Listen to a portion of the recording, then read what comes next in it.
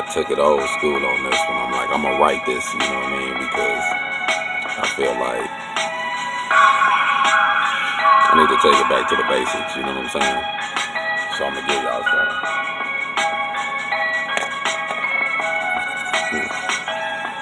I was raised by this hip-hop radio on my shoulder. Mama sent it to me and said my uncle stole it. Days of this juvenile searching for his identity. My hood wore blue, so you know it had to be part of me. Educated gangsters who showed me how I can make a G.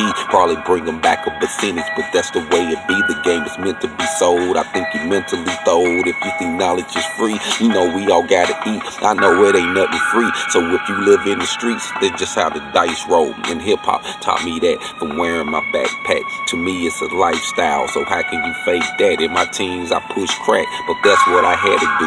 I worked in them fields too, helped out with the bills too.